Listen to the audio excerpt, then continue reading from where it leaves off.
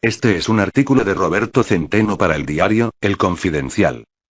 Los precios de la electricidad en España, los más elevados, no solo de Europa, sino de toda la OCDE, son, junto con la presión fiscal a las familias, el claro exponente del mayor expolio de toda nuestra historia industrial y fiscal. En 1975, el sector eléctrico español, totalmente regulado, es decir, los precios al público se establecían en función de los costos, más un beneficio razonable para las empresas, eran los más bajos de Europa. Estos precios eran consecuencia de un sistema de generación extremadamente eficiente, hidráulico, 32%, nuclear, 10%, carbón y fuel oil 58%, con un coste de producción en valor actual de 21 euros/MWh, y de la imposibilidad de las empresas eléctricas de ejercer su poder monopolista, al corresponder al gobierno el sistema de fijación de tarifas. En 1977, después de la desastrosa gestión económica de Suárez, con una inflación del 40% y un desequilibrio exterior insostenible, España se encontraba al borde mismo del abismo. Tanto, que de muy mala gana, tuvieron que recurrir al gran artífice del Plan de Estabilización en 1959, que había permitido sacar a nuestro país del subdesarrollo secular y convertirlo en la octava potencia económica del mundo en solo 15 años, Enrique Fuentes Quintana. Él elabora un paquete de medidas urgentes contra la inflación y el desequilibrio exterior, que se aprueban en octubre de 1977, con el nombre de Pactos de la Moncloa. Dentro de este paquete se integraba un plan energético nacional, que tuviera en cuenta los nuevos precios del petróleo, y cuyo objetivo era precisamente basar nuestro desarrollo futuro en energías distintas a los hidrocarburos. Fuentes Quintana me responsabilizaría a mí de la realización de ese plan, el cual se basaba en dos ejes esenciales. Energía nuclear para la generación y, además, nacionalización de la red de alta tensión para garantizar la eficacia del funcionamiento del sistema de transporte, fuertemente fragmentado en las redes eléctricas de cada empresa.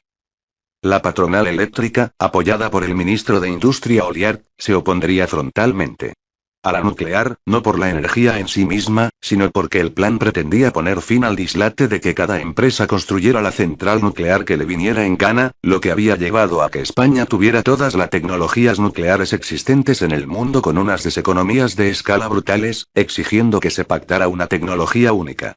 Y lo de unificar las redes de alta tensión, que erróneamente veían como un primer paso para la nacionalización del sector, ya ni les cuento.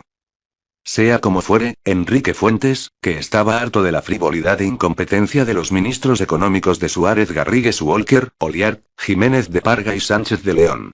¿Qué diferencia con los ministros de los años 60? Van a lo suyo en forma escandalosa, apañada va España con estos inútiles y con un presidente que es un cortoplacista e ignorante hasta la náusea, y sin el menor sentido del Estado. Me diría indignado. Presentaría la dimisión irrevocable a los 8 meses de haber aceptado el cargo. La gota que colmó el vaso fue su enfrentamiento con Oliart por la red de alta tensión.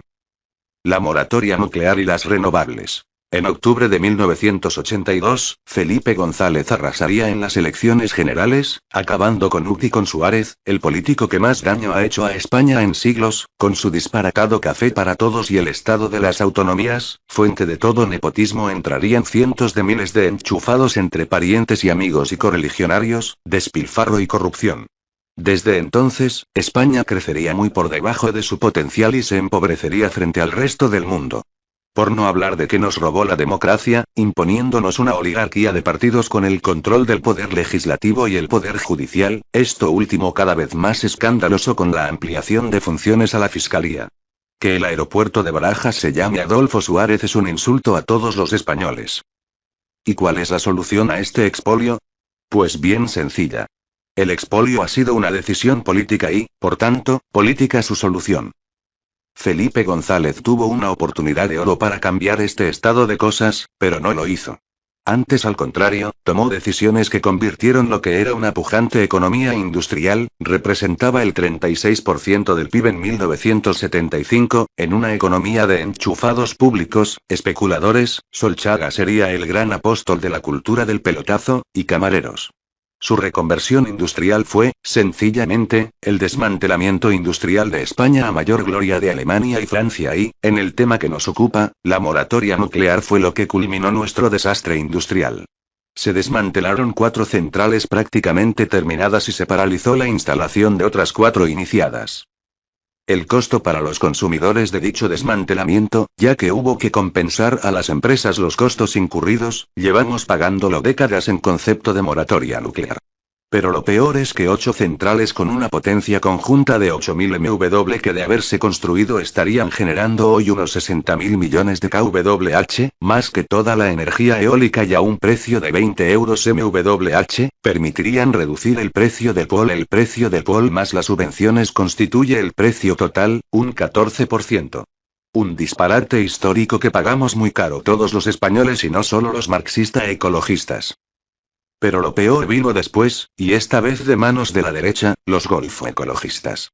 En noviembre de 1997, se promulga una ley del sector eléctrico, donde de un lado se decía que se iniciaba el proceso de liberación, que efectivamente fue así, pero no porque se permitiera la competencia, sino porque se pasó de un oligopolio con precios administrados a otro con precios libres, igual que ocurrió con el petróleo y el gas. Un expolio gigantesco a favor de los oligopolios del gobierno Aznar donde, en el eléctrico, la introducción de un denominado régimen especial encubriría el mayor robo legal a los consumidores de la historia industrial de España y de Europa. El régimen especial supondría una serie de escandalosas subvenciones a las energías renovables que, además, y en contra de toda lógica, se mantenían intactas en el tiempo sin tener en cuenta, como en el resto del mundo, las mejoras tecnológicas que iban a producirse. La magnitud de los pelotazos que han llevado el recibo de la luz al nivel más elevado de la OCDE fue de miles de millones por quienes, a pachas con el poder político para mayor dislate, las concesiones fueron transferidas por Zapatero a las autonomías, obtuvieron las concesiones. Ríanse ustedes de Pujol, Rato, Blesa o Granados. Para cuantificar el expolio, las subvenciones. A día de hoy, son de 41 euros/MWh la eólica, 390 euros la fotovoltaica, 240 la termosolar y 46 euros la cogeneración. Eso por encima del precio del POL, que hoy está en torno a los 50 euros/MWh. Ninguna de estas energías necesita hoy subvención alguna. El coste de la eólica se ha reducido en un 30% y la fotovoltaica, en un 90%. Los últimos parques en desarrollo en México y Marruecos generan esta energía a 36 euros MWh, la misma que nosotros pagamos a 390 más 50 igual 440 euros/MWh. Que en estas condiciones el ministro de Energía, que todo lo que sabe de energía es que empieza por E y termina por A, nos diga que el recibo de la luz sube porque hace frío, simplemente no tiene pase. Nada une al expolio masivo el insulto a los consumidores. En conjunto, las subvenciones a las renovables suponen hoy el 24% del recibo de la luz. Si unimos las consecuencias de la moratoria nuclear y los mayores impuestos de Europa, los españoles estamos pagando un 47,5% de más por el sectarismo, la incompetencia y la corrupción masiva. La señora Merkel suprimió el año pasado la casi totalidad de subvenciones a las renovables en Alemania, y lo mismo ha ocurrido en el resto del mundo. Justo en sentido contrario, Rajoy no solo ha mantenido el grueso de las subvenciones, además ha impedido por ley la autogeneración, lo que permitiría a familias y pequeñas y medianas empresas reducir a la mitad el coste del suministro eléctrico. Afirmar que ha hecho todo lo posible por bajar el precio es una de las mentiras más inauditas de un personaje que no ha dicho una sola verdad en toda su vida pública. La fulgurante caída de precios de los paneles fotovoltaicos, un 90%, hizo que desde 2014 su instalación permitiera a familias y empresas reducir sustancialmente el recibo de la luz, ya que generan electricidad a mitad del precio de dicho recibo. El problema es que, durante las horas de sol, estos paneles producen más electricidad de la que se consume y no producen nada durante la noche. En el resto de Europa, y particularmente en Alemania y Reino Unido, que van a la cabeza de este tipo de energía, las empresas eléctricas están obligadas a comprar los excedentes y a vender la parte no producida en condiciones de mercado. Y aquí es donde Rajoy y el PP se han quitado la careta. Paradigma universal de la cobardía ante los separatistas, demuestra su despotismo íntimo con los indefensos. A final de 2015, y al objeto de impedir el autoconsumo, sacó un real decreto que impone lo que denomina peaje de respaldo al autoconsumo energético, según la terminología de Iberdrola, que es la redactora del decreto. Es el denominado coloquialmente impuesto al sol. El indigno ministro Soria, tan ayuno de conocimientos que no sabía distinguir una placa fotovoltaica de otra para calentar agua, dijo: Los consumidores deben pagar los peajes de transporte y distribución porque si no les estaríamos subvencionando. Vergonzoso. ¿Acaso ignoraba este inepto que en el recibo de la luz ya están incluidos todos los costos? Este peaje de respaldo, que carece de justificación alguna y es solo un robo puro y duro, está calculado para impedir el autoconsumo. No es de extrañar que mientras que otros países, familias y empresas instalan miles de MWh para el autoconsumo, en España apenas hay unas decenas. Pero si alguien creía que esto era todo, se equivocaba, la vileza de Rajoy para con los débiles no tiene fronteras. En 2016, Tesla, la empresa que fabrica los mejores coches eléctricos del mundo, puso en el mercado un acumulador de litio que hace innecesaria la conexión a la red. La respuesta de Rajoy: prohibir bajo pena de fuertes multas su instalación. Algo propio de un capo mafioso y no de un jefe de gobierno. ¿Y cuál es la solución a este expolio sin precedentes? Pues bien sencilla.